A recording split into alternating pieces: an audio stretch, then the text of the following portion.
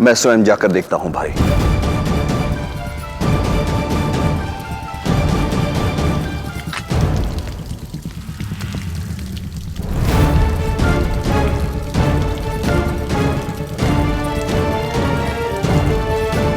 आपने क्यों उसे दस्यु का सामना करने भेजा? मेरे भाई के प्राण ले चुके हैं दस्यु। कहीं कनिष्क को कुछ हुआ तो? मेरा भी पुत्र है कनिष्क, कुछ नहीं होने देंगे हम उसे। हम बस इतना जानना चाहते हैं कि जिसके सामने युवराज को सहायता की आवश्यकता पड़ गई,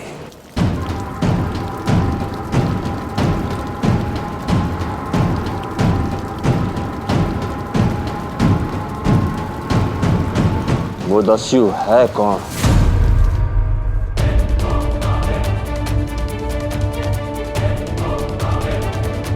भाग दस्यु, कहां तक भागेगा?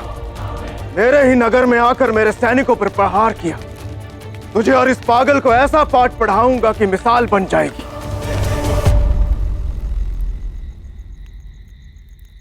ये पागल तो खाती ही कुत्तों की तरह है।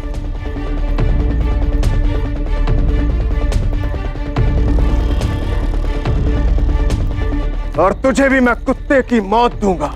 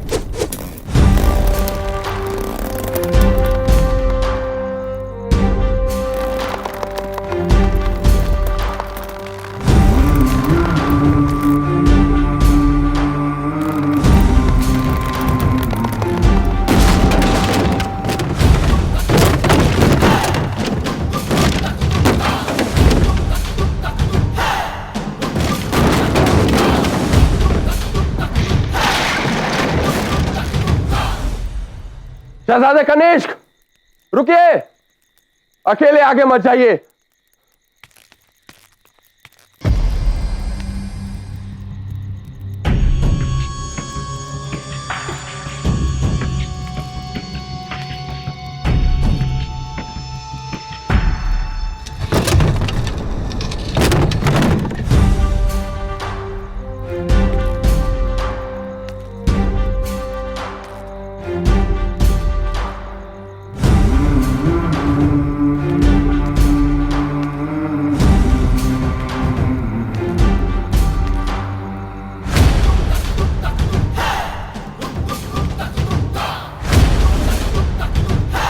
बहुत बड़ी भूल हो गई तुमसे। ये जो भी है, किसी की मां तो है। किसी ने बताया नहीं तुम्हें कि भाई के सामने बहन को और बेटे के सामने मां को शब्द नहीं कहना चाहिए। जब मौत सामने हो तो डरना चाहिए दस्यु। डरने वाले मरने से पहले ही मर जाते हैं।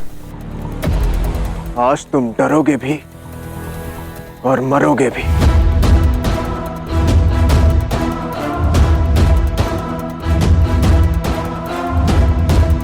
याद है पिछली बार कैसे तट पर पीटा था तुम्हें? जिस तरह भी भागे थे उसी तरह भगा भगा कर मारूंगा तुम्हें। दस्यु, दृष्टि नीचे कर।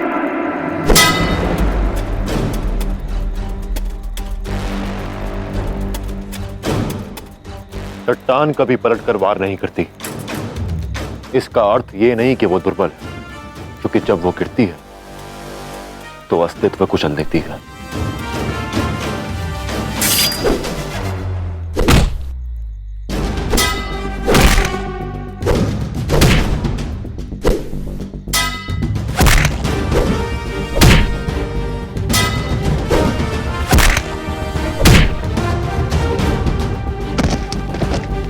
और मैं भागा नहीं था, तुम्हें अपने पीछे भगा रहा था, इस मां की रक्षा के लिए।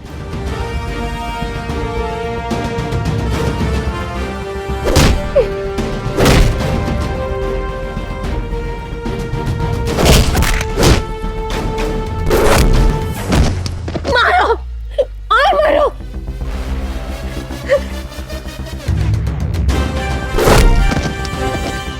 और रही बात दृष्टि नीचे रखने की, तो एक बात सदा स्मरण रखना, जो प्रजा को अपने सामने झुकाता है वो मुंह की खाता है। युवराज, मारो इसे, इसे और मारो, मारो इसे। नहीं मां, इसे मारना कम और घसीटना अधिक आवश्यक है।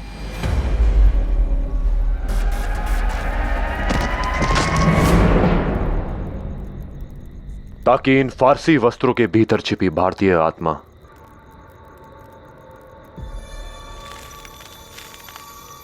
अपनी धरती की महक पहचान सके।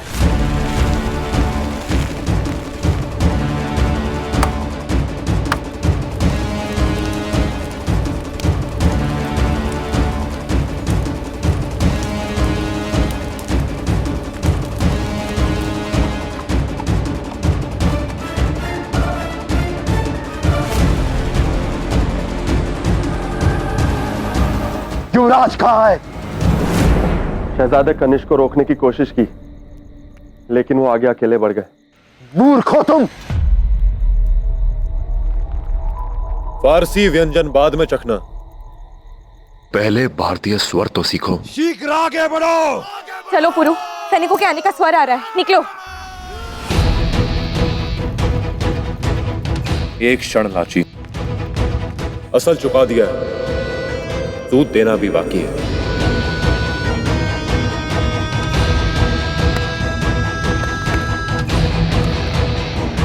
पुरु नाम है मेरा।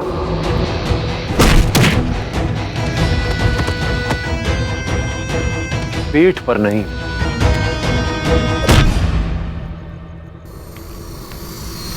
मुंह पर वार करता हूं मैं। निकलो पुरु, चलो।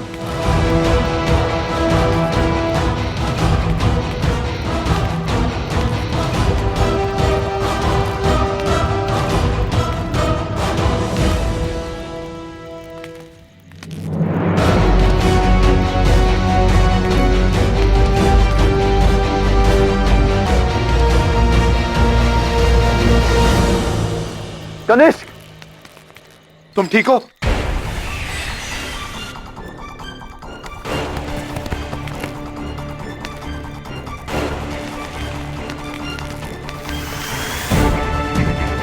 पीछा करो उन दस्युओं का। जी हुजूर।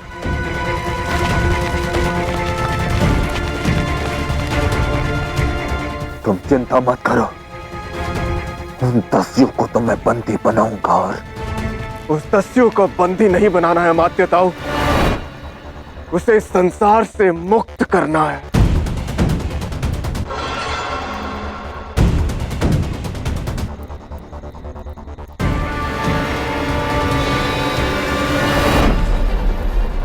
वो लोग नहीं मिले हुजूर।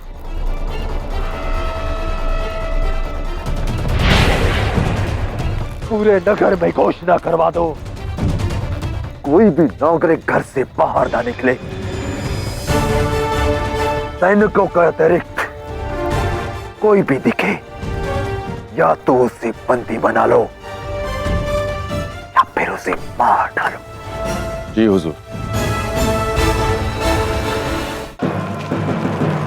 सावधान! सभी लोग अपने अपने घरों में बंद हो जाएं। ये एक राजकीय घोषणा है। कुछ दस्यु नगर में घुस आए हैं। सेना उन्हें पकड़ने के अभियान पर है।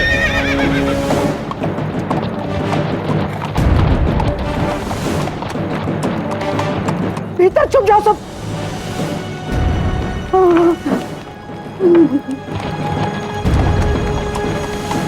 लगता है इन्हें ज्ञात हो गया है कि हम सब यहाँ हैं।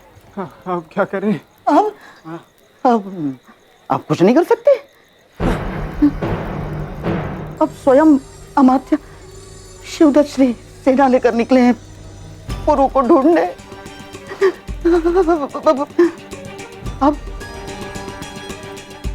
अब नहीं बचेगा पुरु, नहीं बचेगा।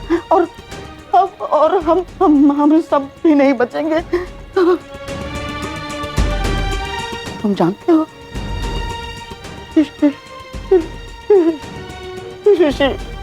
शिवदत्त श्री कौन है?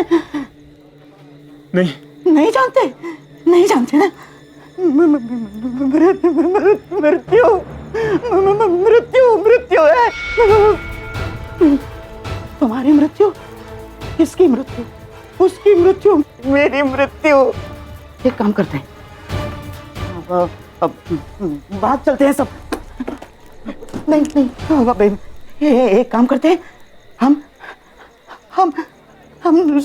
सब समर्पण कर देते हैं। शांत, समर्पण नहीं कर सकते, सबके सब मारे जाएंगे। जो कुछ करना है पूर्व और लाची के लौटने के बाद ही कर सकते हैं।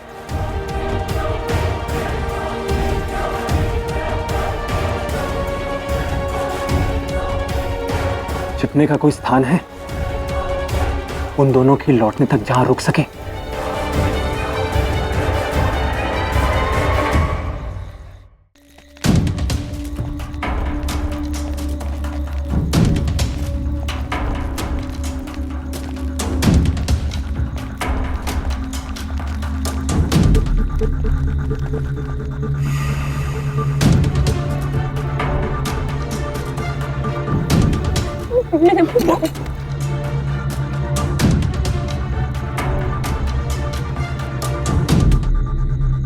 गुरु, मुझे ऐसा लगता है कि सुमेर दासों को लेके यहाँ से निकल चुका है। हाँ, इतनी हलचल देखकर वो अवश्य निकल गया होगा, किंतु वो मुझे छोड़कर जा सकता है, तुम्हें नहीं। उसने कोई ना कोई संकेत अवश्य छोड़ा होगा।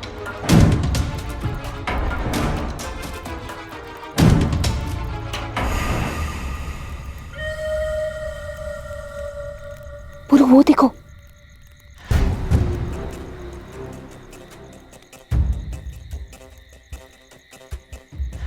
हाँ,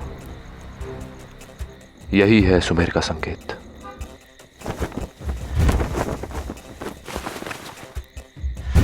ना कुएं में ना खाई में, सुरक्षित है गहराई में। इसका क्या अर्थ हुआ पुरु?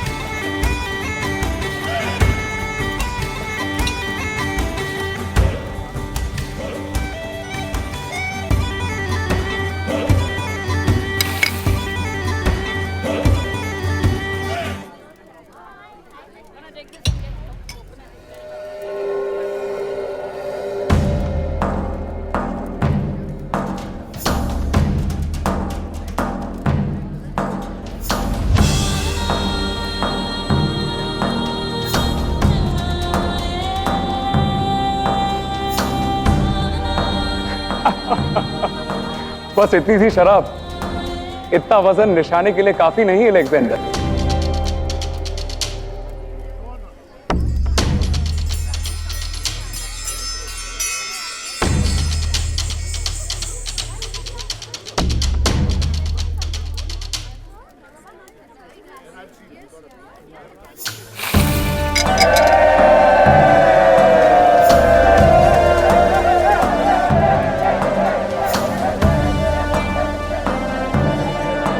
दम बाजुओं में होता है,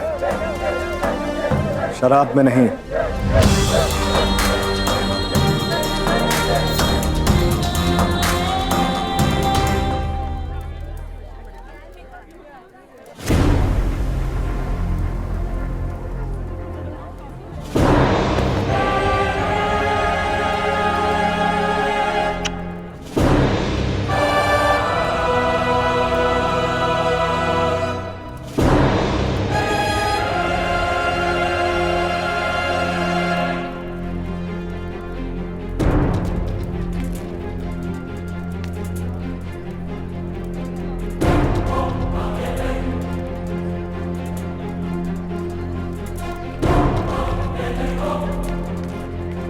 जो काम एक शाह कर सकता है वो एक मल्लिका क्यों नहीं।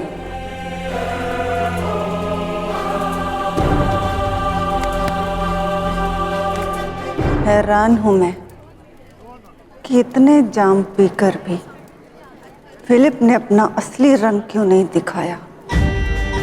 मेरा अजीजों, मेरे दोस्तों और मैसेडोनिया के बहादुरों,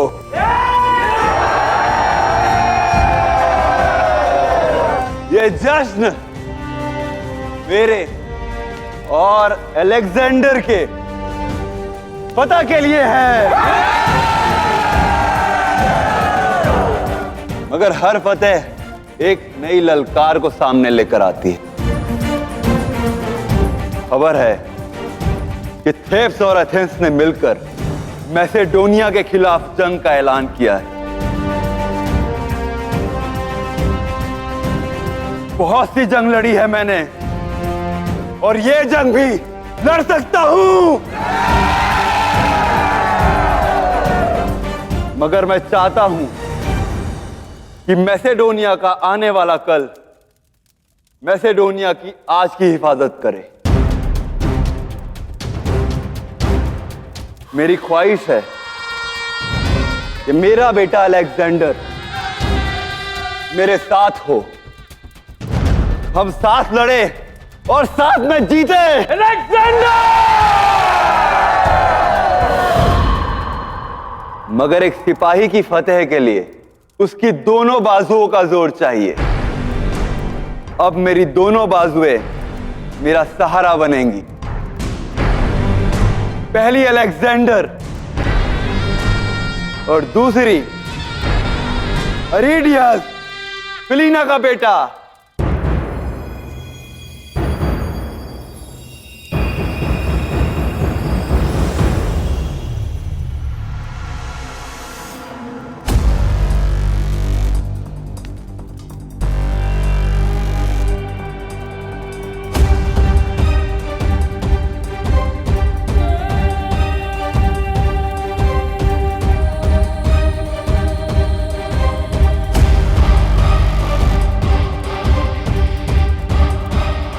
मेरी औलाद